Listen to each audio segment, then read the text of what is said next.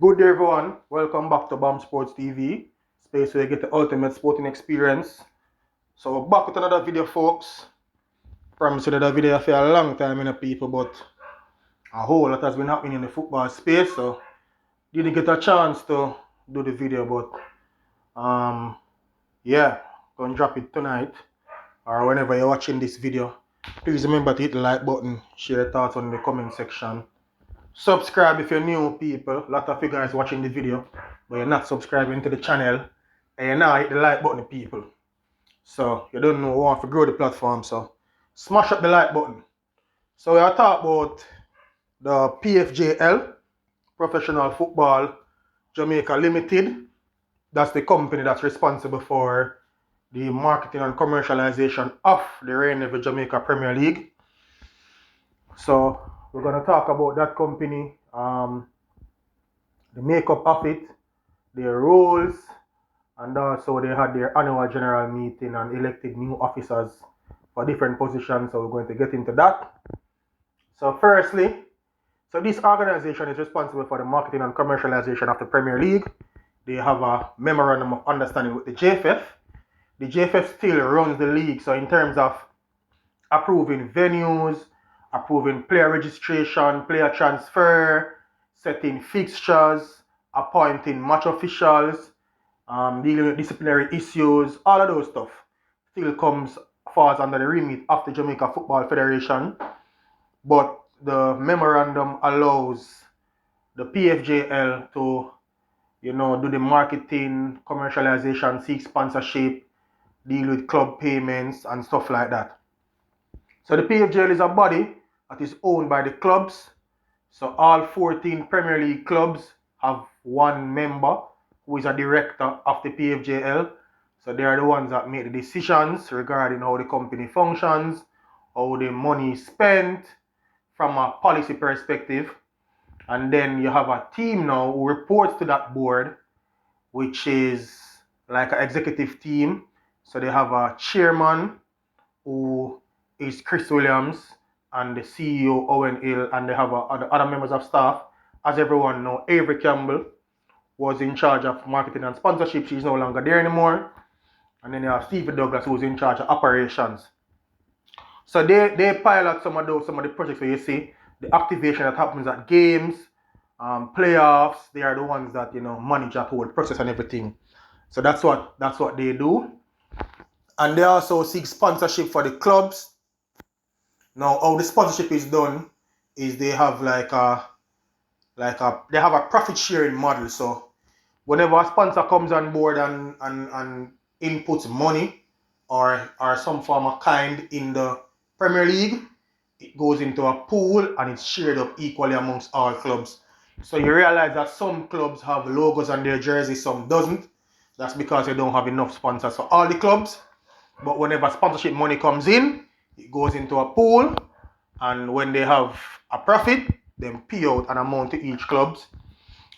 This season, clubs have been complaining they haven't been getting monies as frequently. In fact, since the start of the season, clubs have only gotten the most a club has gotten in one payment is 400,000.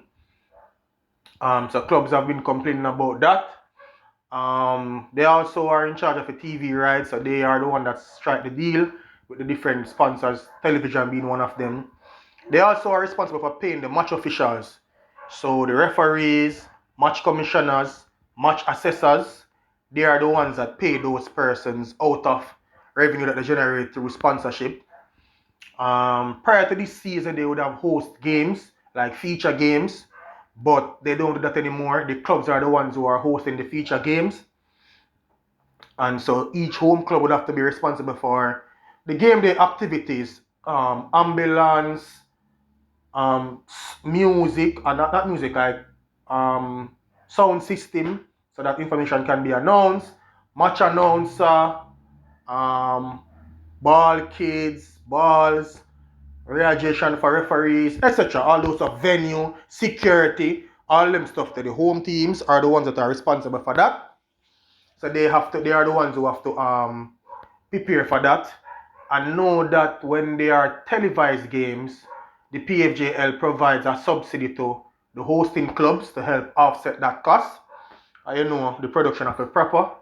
So yeah, so normally when you have televised game like double headers, you're gonna have two home teams, so they are responsible for the game day operations and them get a subvention from the Pfjl. A lot of times that money comes after the game is played, so the clubs have to provide first and then them get the money after. Not a lot of money either. I think it's about 200,000 Jamaican dollars to split between both clubs. So I guess each hosting club will get 100,000 and then them upfront the other costs and stuff like that. So like I say, people, Pfjl board. So in March now, so the board, the members who are selected, like the chairman for the different committees, because they have them also have them committees too. They have a finance committee.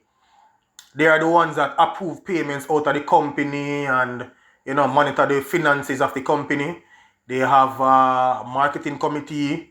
They are responsible for going out and seeking sponsorship, getting sponsorship deals and stuff. So these committees are made up of members who are of the board. So like me say, 14 board members and them have different committees which different people based on them skill set are a part of. So that is how that whole construct is. So they had an annual general meeting recently, the 26th of March. And coming out of that, so at that time, all the persons who are chairman and stuff, their tenure would have ended. So Chris Williams, his tenure would have ended as chairman, and they have to be re-elected. So they did go ahead and re-elect Christopher Williams as the chairman of the Pfjl. He won that vote 7-5. So actually at the AGM, 12 clubs voted. It sounds strange because I tell you it's 14 clubs. So 12 clubs voted. 2 clubs did not vote. 2 clubs did not vote. So Veer Phoenix, they didn't participate in the vote. My understanding is that the person that attended the meeting was not approved to vote. And Chapter and Maroon didn't participate either because they didn't send a representative to the meeting. So those 2 clubs didn't participate in the voting process. So that's why you have the 12 clubs, and they voted. They elected 4. They elected 4 board members, 4 independent directors. Sorry, so they'll sit on the board. So before the board used to have 14. Now they're going to have 18. 4 people who are not a part of clubs. You see me? So those persons, which are all businessmen and people who are involved in football. So those 4 persons have been added to the board, and those they will take up their position when the new board. Well, the new board has already been convened, so they will start to function in that capacity. Yeah. So the 4 independent directors, of course, Chris Williams is one of them already. He's also the chairman of the Pfjl. He was returned, as I said, won the vote by 7-5. The next person is Lloyd Distance Jr. He's a businessman as well, director of Distance Enterprise, past president of the Jamaica Chamber of Commerce, CEO of Hardware and Lumber Limited, managing director of Cable and Wireless, and also managing director at Lime, or what you guys would call Flow. So he's an astute man in the business world. So another person from corporate Jamaica has joined the Pfjl and will be looking to add his input. Also, they appointed Sean Myers. He's a finance executive and a chartered accountant.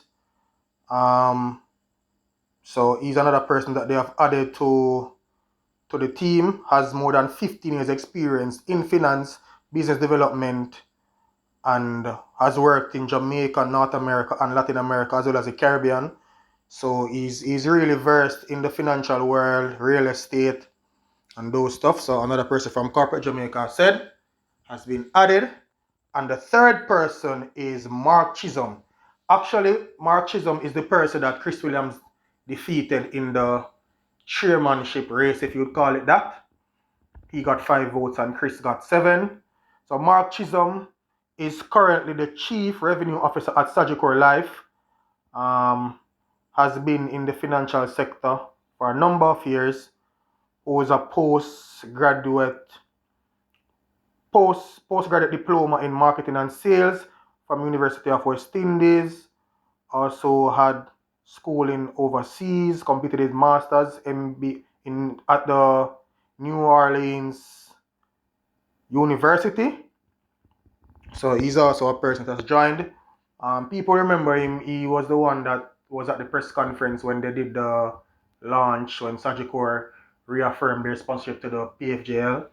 So yeah, they have added some quite astute businessmen who will no doubt definitely help to raise the profile of football in Jamaica, help with sponsorship, and just continue on the path to make the league a lot more professional, better for the players and the fans and just the public on a whole. So kudos to the Pfjl for adding these persons, and definitely hope that the league will continue to grow from strength to strength.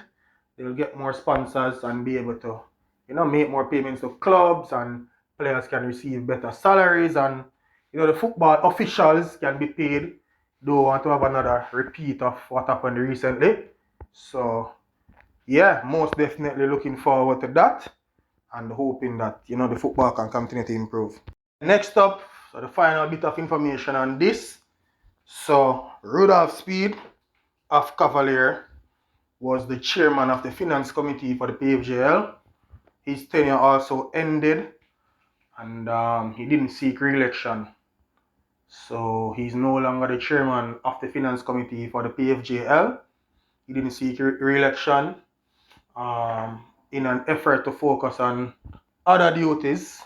As I don't know if a lot of people know, but he's the director in charge of finance in the JFF. So him have that to deal with. And he's also a member of the Audit and Finance Committee for the Caribbean Football Union, CFU. So, those duties, I guess, to precedence in this instance. The new chairman of the Finance Committee is Mr. Yoni Epstein, owner of Montego Bay United. So he's the new chairman of the Finance Committee. And I think all the members that were on the committee returned. So yeah, that's it. So yeah, so Rudolph Speid, as I said, no longer the chairman of the Pfjl Finance Committee. His tenure ended. Didn't seek re-election because of other duties. As you know, JFF is now out of financial restriction, and I imagine it's gonna take some effort to keep them that way. So he'll be focusing on that. And like I said, also he's a member of the Audit and Finance Committee for the Caribbean Football Union. So that also takes some amount of time. So he decided to not seek re-election. So yeah, that's it. So that's it for the update on the Pfjl people and how the body operates. Don't know if you have any more questions, you can leave them in the comment section. I'll definitely try to respond to them as best as I can. And if needs be, probably do another video. If depending on the questions, they'll give some more information update. But yeah, that's it. So the Pfjl at their annual general meeting on 26th of March. And out of that meeting, just to wrap up, they appointed 4 new directors. Well, I would say 3. But they have 4. Yeah, so they have 4 independent directors being a part of the board. Those persons are not affiliated with any club or anything of the sort. And Chris Williams returned as the chairman, won that vote over Mark Chisholm 7-5. As I said, people, 14 clubs make up the directorship. 2 clubs didn't vote. Chapitan Maroon didn't send a rep. And the person that attended the meeting for Ver Phoenix was unable to vote. So that's how you got only 12 clubs voting. So yeah, thanks again for tuning in, people. Please remember to hit the like button, share your thoughts in the comment section, subscribe if you're new, and for the latest information on the Jamaica Premier League, you're already in the right place. Bomb Sports, YouTube, I'm out.